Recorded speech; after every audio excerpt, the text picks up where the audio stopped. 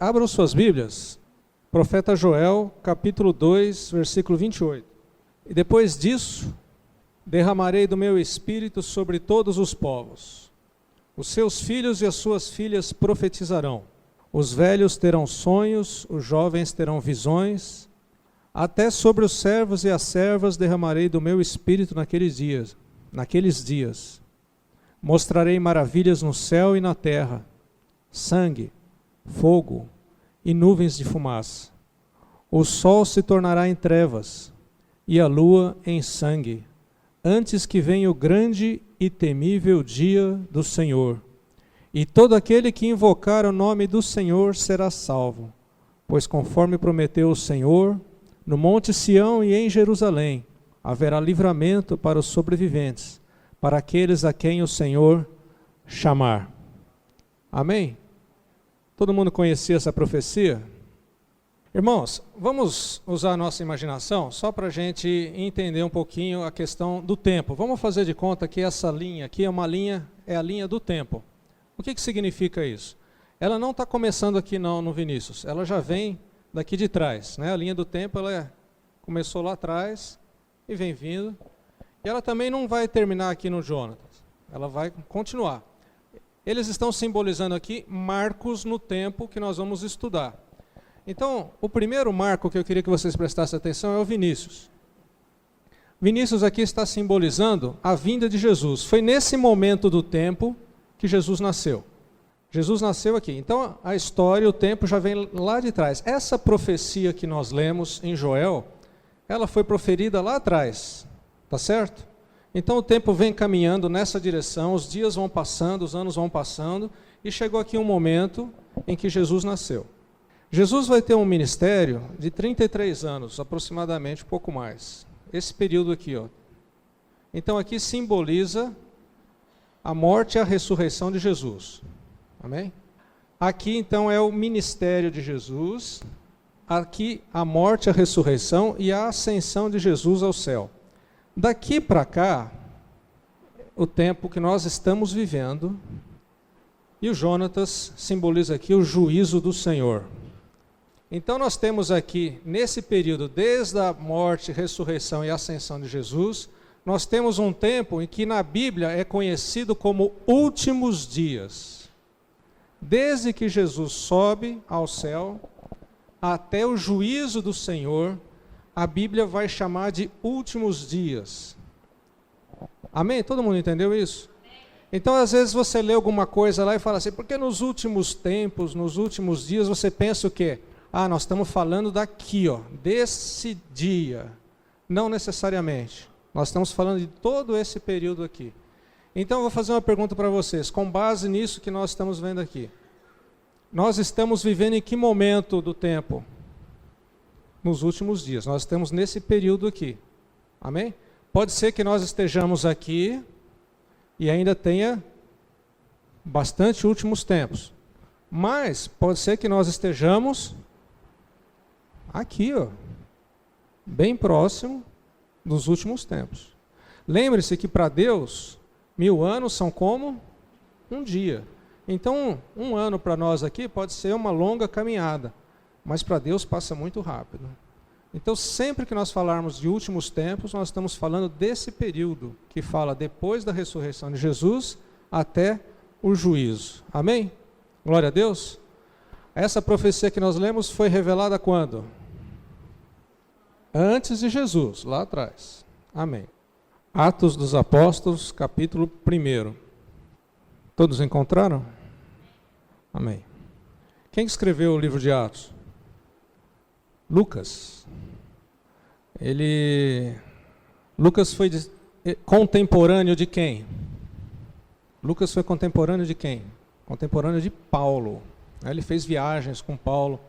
Ele não foi contemporâneo de Jesus, ele não viveu no tempo de Jesus. Tanto que o Evangelho de Lucas foi escrito posteriormente, né? Ele fez um levantamento, um apanhado da história e escreveu ali o Evangelho de Lucas. Ele escreveu o Evangelho de Lucas e o livro de Atos para contar a história, né, de todo o projeto de salvação de Deus para uma pessoa. Uma pessoa. Então ele escreveu o Evangelho e também o livro de Atos para um cara chamado Teófilo. Vocês sabiam disso?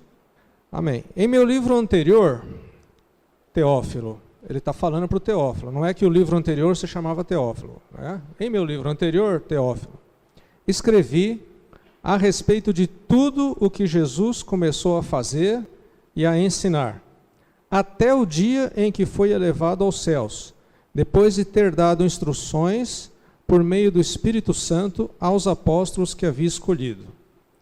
Depois do seu sofrimento, Jesus apresentou-se a eles e lhes deu muitas provas indiscutíveis de que estava vivo. Apareceu-lhes por um período de 40 dias, falando-lhes acerca do reino de Deus. Depois que Jesus ressuscitou, até a sua ascensão aos céus, vão se passar, ou teriam se passado, 40 dias. Amém? Então, quanto tempo Jesus ficou na terra depois que ele ressuscitou? 40 dias. Amém? Todo mundo está seguindo?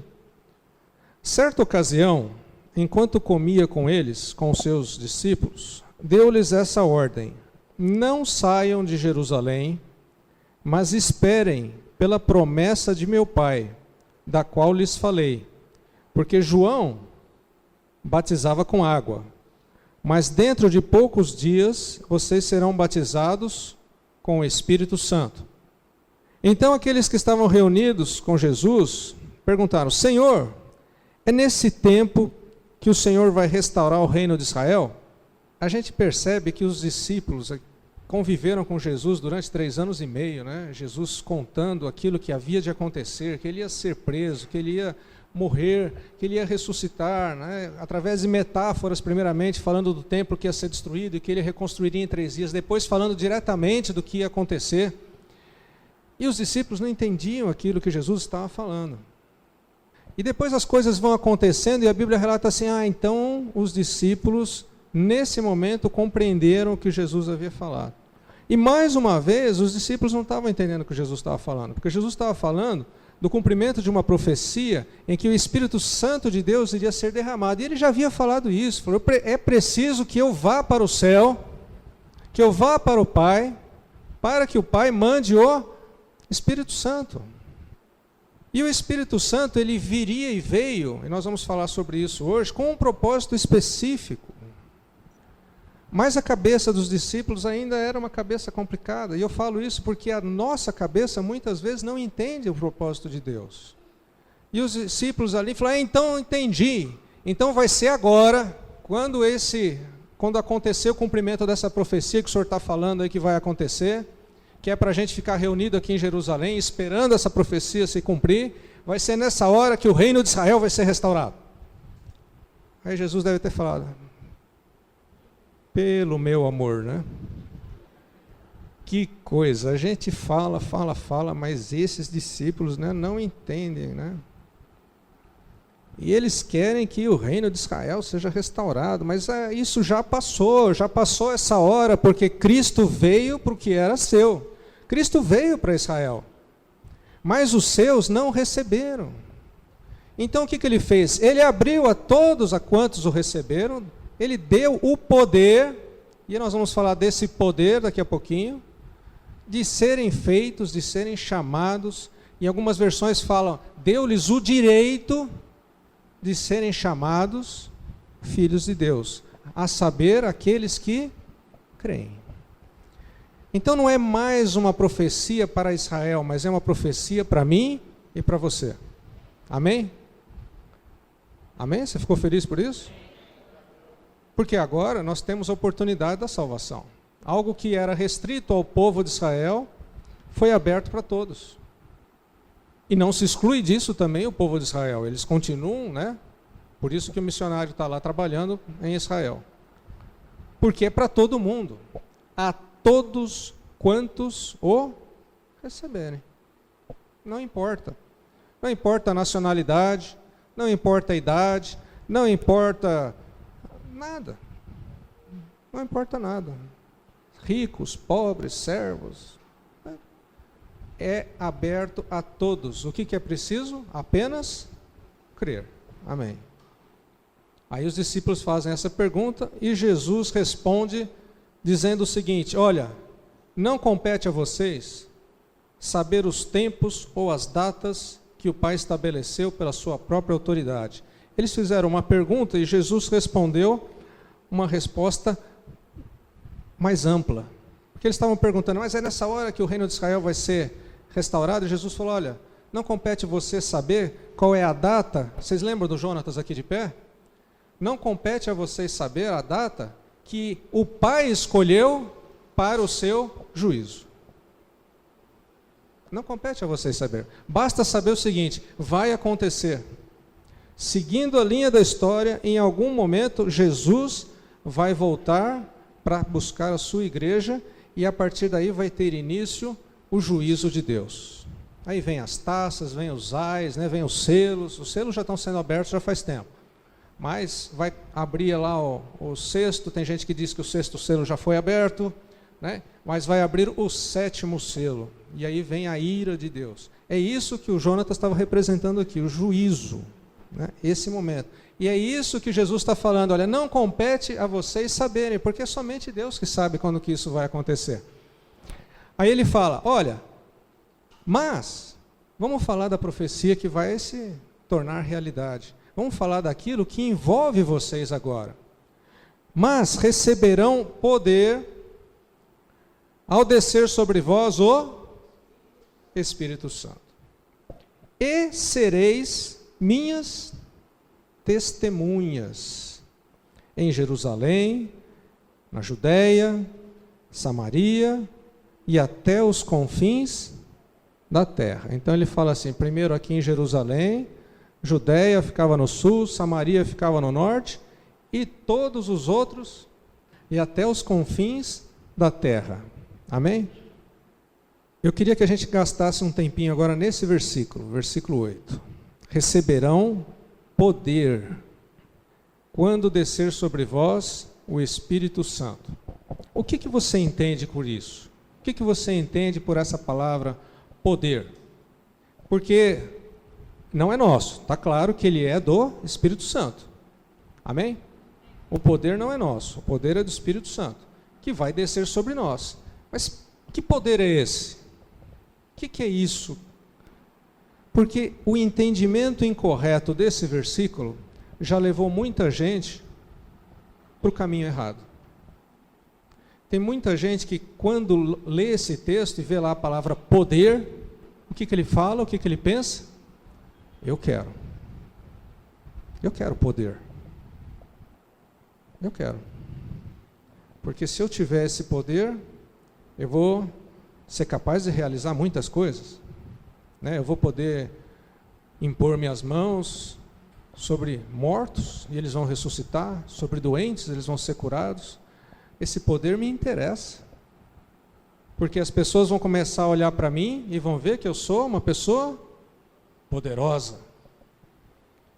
Eu posso me tornar um pastor famoso, eu posso me tornar um missionário, eu posso me tornar, sei lá, os títulos que tem hoje, né? Teve um que eu vi um dia na internet lá, alguém postou no grupo de estudos lá, eu posso me tornar vice-deus. Vice-deus. Vocês viram lá? Não lembro quem que postou, foi algum de vocês que postou isso daí. Vice-deus, né? Já tem gente que queria ser querubim. Não basta mais ser apóstolo. Por quê? Porque isso está se traduzindo no quê? Em poder. E o homem, o ser humano, ele quer muito poder. Tem gente que morre pelo poder, pelo título, para querer ser admirado pelos outros,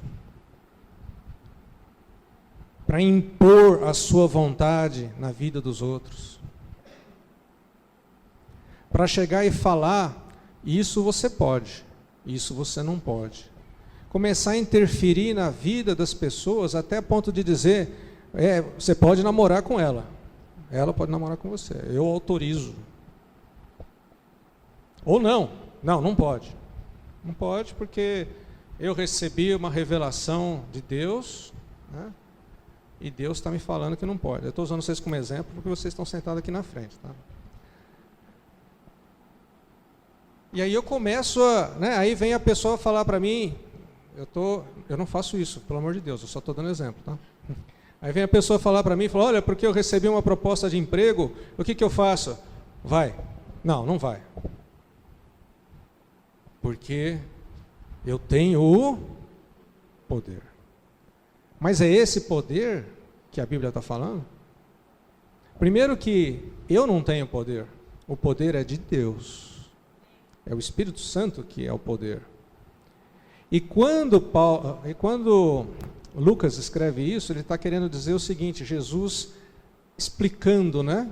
Recebereis poder ao descer sobre vós o Espírito Santo, e com esse poder, uma vez que vocês têm esse poder, já que vocês estão recebendo esse poder, então sereis minhas testemunhas.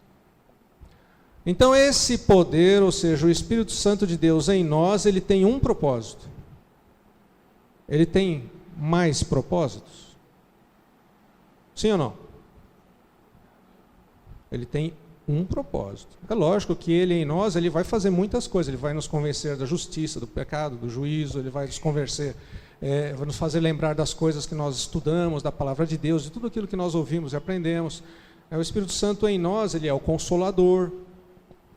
Mas nós vamos usar esse poder com um único objetivo, o de ser testemunhas.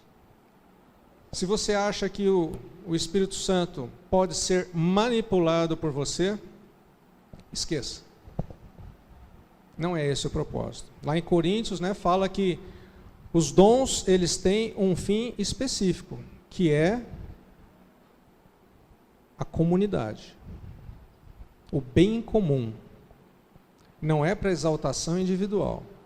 E nós vamos ler aqui a continuidade do texto, vocês vão entender isso que eu estou falando. Eu estou fazendo um preâmbulo, né, para que a gente tenha o entendimento do que é o poder do Espírito Santo em nós. Então, quanto mais poder quando que você vai poder exercer mais poder? Quanto mais testemunha você for de Jesus. Quanto mais você se dispõe a testemunhar, mais o Espírito Santo de Deus age em você, manifestando o poder de Deus na sua vida. Então a gente vê, por exemplo, o testemunho que foi dado aqui, o poder de Deus, né, na vida da mãe da Kate, para que a Kate e a própria mãe dela sejam testemunhas. Testemunhas. Eles estão testemunhando o poder de Deus. Quanto mais você se dispõe a testemunhar, mais o Espírito Santo de Deus age na sua vida. Porque esse é o propósito do poder de Deus na sua vida. Não é o contrário. Não é o contrário. Amém? Eu sempre conto aqui o exemplo, porque me marcou muito, né? E as coisas que marcam a gente não esquece mais.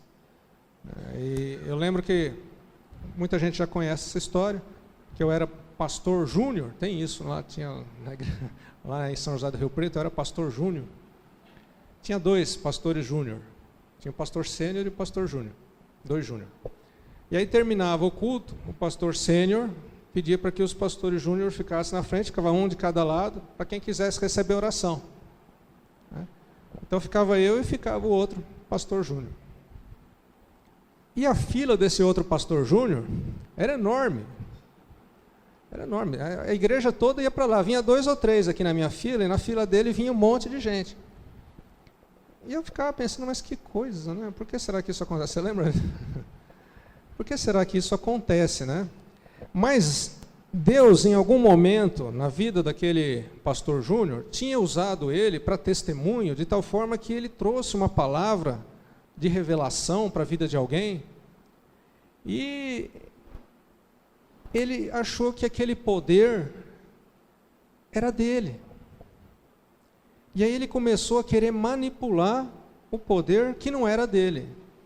E Deus não falava mais nada, mas ele não podia assumir isso, porque ele já tinha aquela imagem de que Deus tinha usado ele, mas Deus não estava falando, mas ele queria continuar falando. Então o que aconteceu? Ele começava a criar as próprias profecias do seu próprio coração.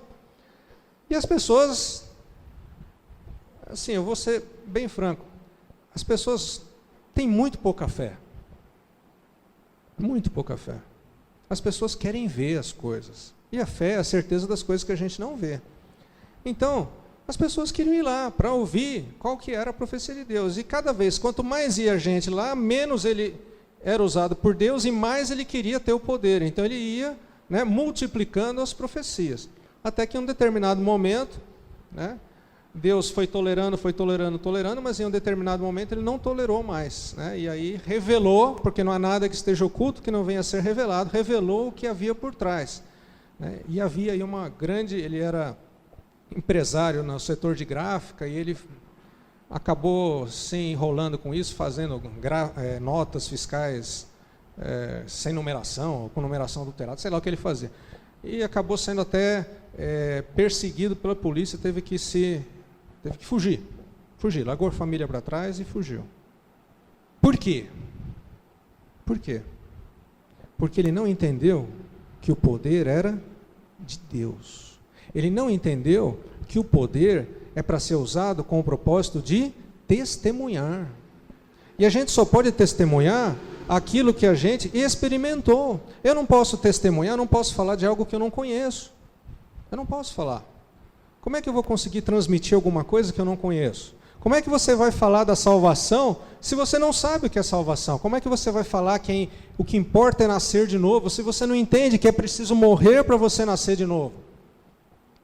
As pessoas vão olhar para você como aquele cara olhou para Jesus e falou assim: mestre, como é que eu posso entrar de novo na barriga da mãe e nascer de novo? Falou: não é isso, não é isso, né? Na sexta-feira a gente falou no casamento, e eu tive o feedback aí hoje, que no casamento eu falei, porque casamento é morte.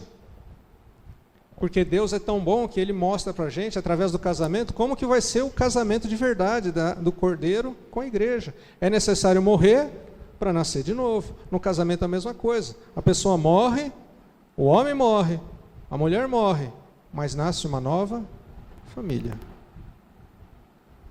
E aí a Adriana falou que na hora que eu falei, né, que você tem que morrer, Maicon, você tem que morrer, Micaela. Aí eu falei: não, morrer não, que isso? Mas depois eu continuei e a pessoa entendeu, né? Tem que morrer porque nasce uma nova família, uma nova carne. Mas tem muita gente que não entende isso, que precisa morrer e nascer de novo. E aí, como é que vai falar de algo que não entende? Como é que vai testemunhar? Como é que vai ter a ação do Espírito Santo na sua vida se você não tem o Espírito Santo de Deus? Você entende isso? Tem muita gente que quer a presença do Espírito Santo na sua vida, mas não dá espaço para ele. Essa pessoa ainda não morreu para a sua carne, não morreu para a sua vida, não morreu para os seus desejos, não morreu para a sua vaidade, não morreu para o seu egoísmo. Essa pessoa continua pensando, eu. Você percebe que você às vezes não está bem com Deus quando a sua oração só fala de você. Você vai orar e fala assim: Senhor, eu preciso disso, eu preciso daquilo, Senhor, eu quero aquilo outro, Senhor, eu vou fazer um propósito com o Senhor. Quando começa a vir essas coisas é porque já tem um sintoma de que tem alguma coisa errada. Preciso fazer um propósito, porque o Senhor precisa me dar isso, aquilo outro, eu estou precisando disso, preciso daquilo. Seja um emprego, seja dinheiro, seja uma casa, seja um marido, seja uma esposa, seja lá o que for, você começa a colocar coisas ali, porque você está pensando só em você. Amém? Todo mundo entendeu? Glória a Deus. Tendo dito isso, Jesus foi elevado às alturas enquanto eles olhavam, e uma nuvem o encobriu da vista deles. Você imagina a cena, né? Jesus, eu tive a oportunidade, quando eu morava lá em Recife, eu tive a oportunidade de ir num espetáculo chamado Nova Jerusalém, Paixão de Cristo, fica perto de Caruaru, Garanhuns, perto de Garanhuns. E eles construíram lá uma cidade, né, com as muralhas, né, com tudo. E tem os cenários, e a gente, como espectador, a gente entra dentro e vai acompanhando. Não sei nem se tem isso ainda lá. Tem? E a gente vai acompanhando. Então, por exemplo, Jesus está indo ali para a ceia, a gente vai junto, né? Entra ali, né? Enquanto eles estão ali no palco, a gente fica do lado de fora. Aí Jesus sai de lá e começa a ir para outro lugar, vai todo mundo atrás acompanhando.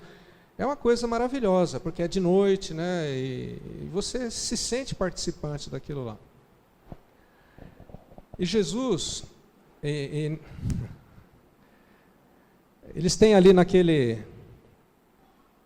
tem um monte, né, várias pedras ali, e tem um elevador que eles colocaram ali, e soltam muita fumaça, né, de gelo seco, e ali começa a subir o elevador, você não vê que tem um elevador, e Jesus vai subindo, né, e aquela fumaça, aquele gelo seco. Eu imagino as pessoas quando estavam ali vendo isso acontecer. Jesus foi subindo, até ele sumir e desaparecer. E os discípulos que estavam ali, eles ficaram com os olhos fixos no céu enquanto ele subia. Eles ficaram olhando, Jesus subiu e eles ficaram lá. Jesus foi embora. E eles ficaram ali.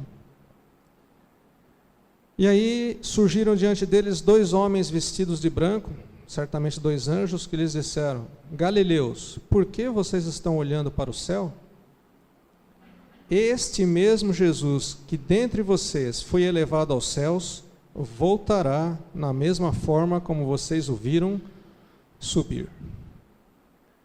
2 coisas importantes.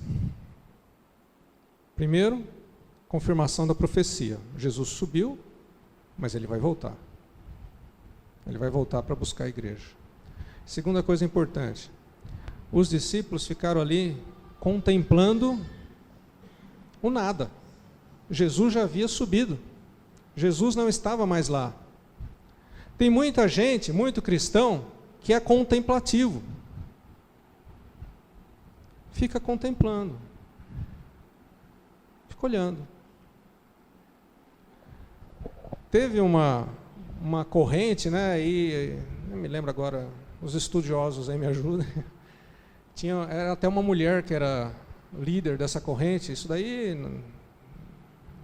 200, 300 anos atrás, que eram os contempladores, contemplativos, né? Pessoas que ficavam simplesmente contemplando. Olha só a natureza, olha a flor. Jesus que fez. Não, Deus que fez. Tem muita gente que é assim. E aqueles anjos desceram lá e falaram: o que vocês estão fazendo olhando? Tem trabalho para ser feito, gente. Tem trabalho para ser feito. O que Jesus falou? Fiquem aqui, não saiam daqui, porque vai ser cumprida a profecia. Não é para vocês ficarem contemplando. Esse marco, esse tempo aqui, que Jesus estava com vocês, já acabou, já passou.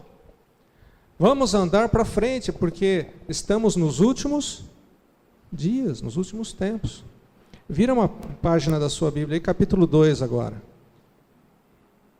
Chegando o dia de Pentecoste, estavam todos reunidos num só lugar. O que é Pentecoste? Quem sabe? É o que vai acontecer, você já estragou a história, né? Contando. Estou brincando. Pentecoste era uma festa. Era uma festa relativa a colheitas. Quando que essa festa acontecia? Cadê o pessoal do estudo? Não estudaram ainda Pentecostes? Ah, não chegou ainda, hein? É em Êxodo? Levítico, tá. Pentecoste, o próprio nome diz, tá vendo? 50 dias depois da Páscoa. Pentecoste. 50 dias depois da Páscoa. Era a data da celebração da festa das colheitas. Pentecoste. Curiosamente, 50 dias depois da Páscoa vai dar amanhã, não é isso, Luiz Próspero? Amanhã é dia de Pentecostes. Por isso que nós estamos falando desse assunto. 50 dias depois da Páscoa. E era justamente dia de Pentecostes, né? Tem o pessoal que faz as contas lá e fala assim, Jesus ficou 40 dias depois que ele ressuscitou. Ele havia ficado 3 dias morto, já são 43, e os discípulos ficaram reunidos durante uma semana, dá os 50 dias aqui, então, da festa de Pentecostes. Então, Pentecostes era uma festa que já existia, e justamente nesse dia, estavam todos reunidos num só lugar, e de repente veio do céu um som, um barulho como de um vento muito forte, e encheu toda a casa na qual estavam assentados. E eles viram aquilo que pareciam ser línguas de fogo, que se separaram e pousaram sobre cada um deles. Todos ficaram cheios do Espírito Santo e começaram a falar em outras línguas, conforme o Espírito os capacitava. Todo mundo entendeu o que aconteceu? Naquele momento, eles estavam reunidos ali, todos fechados, esperando, né, o cumprimento da profecia, e de repente um barulho, como de um vento muito forte, entrou ali na sala onde eles estavam, e um fogo, uma chama, que se dividiu e que foi ficando como que em cima de cada um. Uma língua de fogo é como se fosse uma labareda, né? Se você acender uma vela, você não vê aquela chaminha em cima ali? Então eu imagino que uma coisa parecida em cima da cabeça de cada um. E aí o Espírito Santo chegou. E recebereis poder ao descer sobre vós o Espírito Santo. E a primeira coisa que se manifestou, para que eles entendessem que eles estavam sendo usados agora por Deus, eles começaram a falar em outras línguas. O que são essas outras línguas? Vocês sabem que línguas que eles estavam falando? Será que era a língua dos anjos? Será que era a língua dos anjos? Vamos ver que língua que eles estavam falando. Havia em Jerusalém, versículo 5. Havia em Jerusalém judeus tementes a Deus, vindos de todas as nações do mundo. Ouvindo-se o som, ajuntou-se uma multidão, porque o pessoal ouviu esse barulho, e eles começando a falar, então começou a chegar gente em volta ali para ver o que tinha acontecido. Que barulho foi esse que aconteceu? Esse vento que veio parece que parou aqui nessa casa. E eles foram chegando, e as pessoas chegando tinham diversas nacionalidades. Eles eram judeus, mas de outras nações. E a multidão ficou perplexa, pois cada um os ouvia falar em sua própria língua. Vocês entenderam isso? Então, se fosse hoje, né? Se fosse hoje, aí acontece um barulho aqui, o Espírito Santo vem, o Espírito Santo já está aqui, tá? É só um exemplo. O Espírito Santo vem e em cada um de nós fica com uma língua de fogo, né? Uma chama assim em cima da cabeça, e nós começamos a falar em outras línguas. E aí o pessoal que está passando na rua, que está ali no centro, que está nas imediações, começa a ver o que aconteceu, que barulho é esse, vamos chegar ali e ver. E aí vem gente que vem dos Estados Unidos, e vai ter gente aqui falando em inglês. Tem gente que veio da Alemanha, chega ali na frente e fala, eu estou entendendo o que aquele cara está falando, ele está falando em alemão. Aí tem gente que vem da Grécia, né? Vai chegar ali e vai falar, nossa, aquele cara está falando grego. Vou começar a prestar atenção no que ele está falando. Vocês estão entendendo o que eu estou falando? Gente de diversos países, diversos lugares diferentes. E eles chegaram ali e encontraram aqueles 12 homens falando idiomas diferentes. Atônitos e maravilhados, eles perguntavam, mas esses caras não são galileus? Esses que estão falando não são galileus? Como que nós estamos ouvindo, cada um de nós, na sua própria língua materna? E aí ele começa a falar, partos, medos, elamitas, habitantes da Mesopotâmia, Judéia, Capadócia, Ponto, Ásia, Frígia, Panfilha, Egito, e das partes da Líbia, próximas a Cirene, visitantes de Roma, tanto judeus como convertidos ao judaísmo, cretenses, da ilha de Creta, árabes, nós estamos ouvindo declarar as maravilhas de Deus na nossa própria língua. Atônitos e perplexos, todos perguntavam uns aos outros, o que isso significa? Mas alguns zombavam dizendo, parece que eles beberam vinho demais. Então, que língua que eles estavam falando? Não era a língua dos anjos. Era os idiomas falados na terra. Por quê? Por quê? Vocês lembram que nós falamos que os dons de Deus são dados com um fim comum. É para o bem comum. E Deus queria que as pessoas que estavam ali naquele lugar, de diversos lugares do mundo, idiomas diferentes, Deus queria que aquelas pessoas ouvissem a palavra de Deus. Ouvissem o testemunho de Jesus, daquilo que Jesus havia feito. Então o Espírito Santo concedeu que dom? O dom de falar nas línguas que as pessoas conheciam. Você compreende isso? Deus só vai dar, pelo seu Espírito Santo, dons para nós que sejam para um fim proveitoso, para o bem comum. Ah, mas por que tem gente que fala uma língua que eu não entendo? Por que tem gente que fala uma língua que eu não entendo? Porque se for de Deus, vai ter alguém que vai estar traduzindo aquilo que vai estar sendo falado. Mas se não for de Deus, vai ficar só naquela conversa mole e ninguém vai entender nada. Você está acompanhando o que eu estou falando? Falar em línguas, seja línguas dos homens ou língua dos anjos, Deus vai dar aquele que vai interpretar a língua também.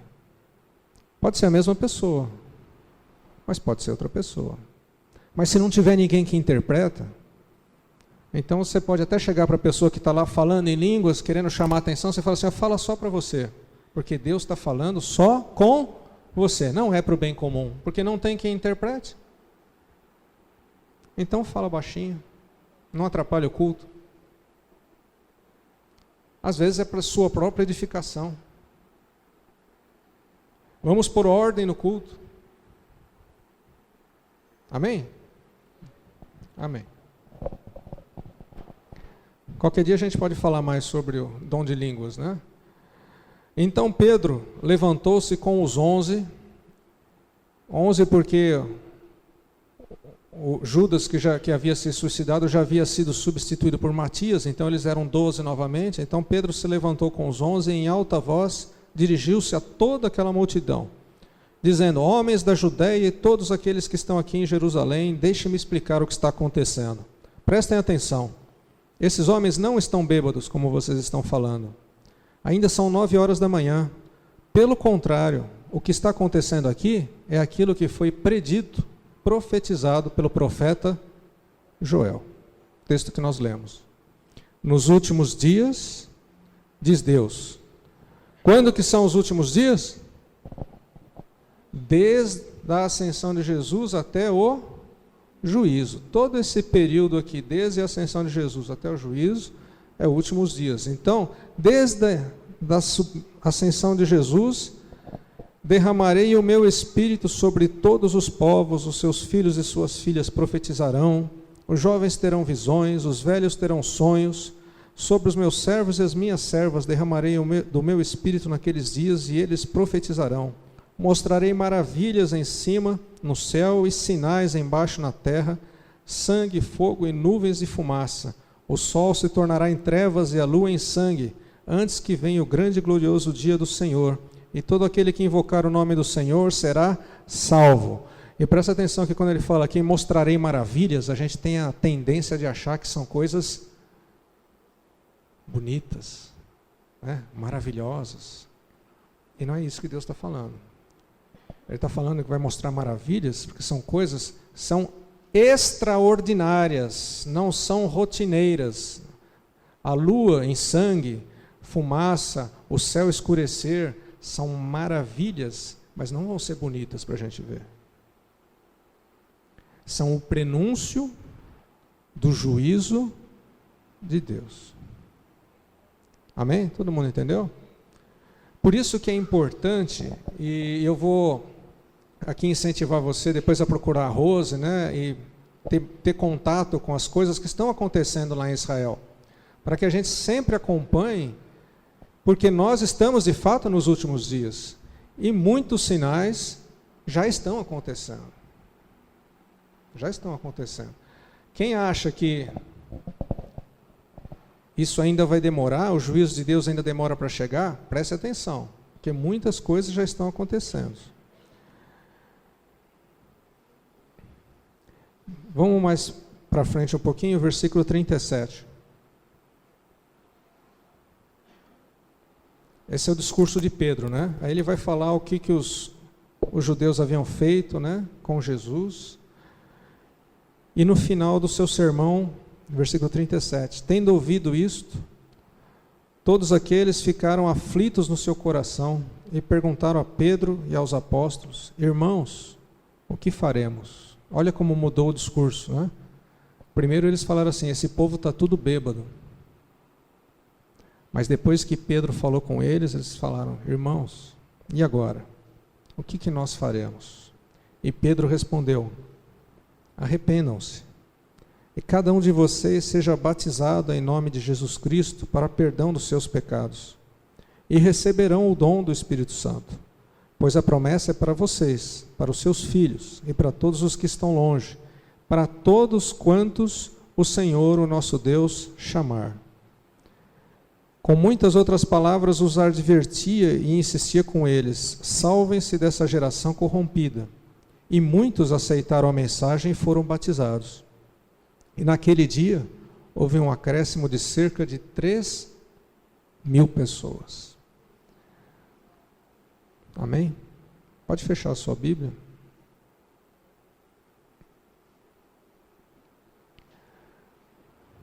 Quando Pedro falou para todos aqueles que estavam ali na frente, e era muita gente, pelo menos 3.000, que foram os que aceitaram a Jesus, mas devia ter mais gente. Quando Pedro falou para eles: olha, na verdade, todos nós que estamos aqui somos responsáveis pela crucificação de Jesus Cristo. Naquele tempo, muitos dos que estavam ali gritaram: crucifica, crucifica.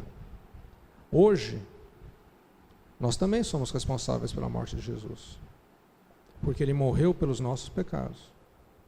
Parte do peso que Jesus estava suportando lá na cruz era meu, era seu. Nós não estávamos lá para gritar crucifica. Talvez, se estivéssemos lá, talvez até tivéssemos gritado.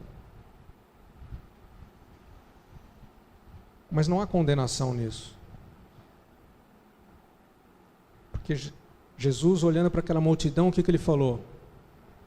Pai, perdoa-lhes, porque eles não sabem o que estão fazendo.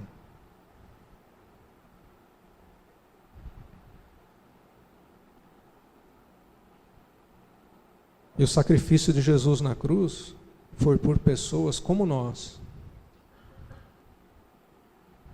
que muitas vezes parece que não sabem o que estão fazendo, o que estamos fazendo. E quando a gente se dá conta disso, e a gente olha para a cruz, e agora? E agora, o que eu faço? O que eu faço? E Pedro falou o seguinte: olha, arrependa-se. Arrependa-se. Porque os seus pecados já foram perdoados. Arrependa-se. Você precisa nascer de novo. Quando ele fala que a pessoa tem que ser batizada, ele está falando isso. Você precisa nascer de novo, porque o batismo nada mais é do que a simbologia da morte e do nascimento. Arrependa-se. Mude de vida. Troque o seu destino, que era o inferno, pela vida eterna. Você vai conhecer um novo caminho, novo e vivo caminho, que vai te tirar do juízo, que era o caminho que já estava definido para você. Você vai ter um novo e vivo caminho, Jesus Cristo, porque Ele é o caminho, a verdade e a vida, que vai te levar diretamente ao Pai, sem passar pelo juízo.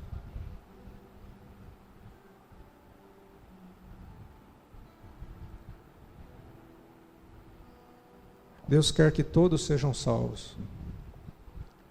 Quando que vai acontecer o juízo, só Deus sabe, mas eu tenho certeza que Ele retarda isso o máximo possível por amor a nós.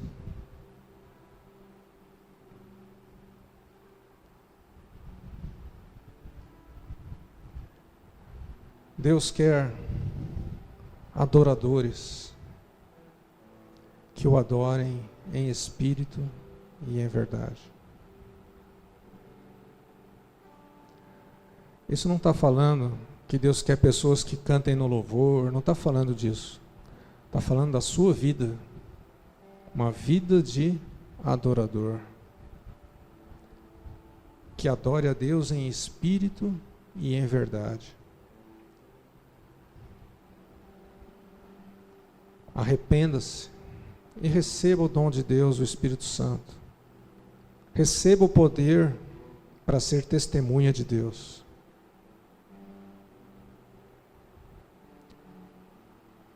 E quanto mais você testemunhar, mais Deus age na sua vida.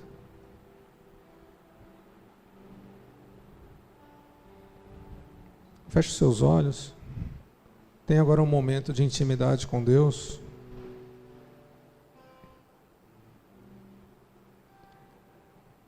Eu não vou chamar ninguém na frente hoje. Eu queria que você tivesse esse momento de oração individual.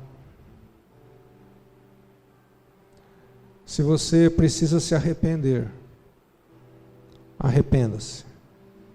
Porque nós ainda estamos nos últimos dias.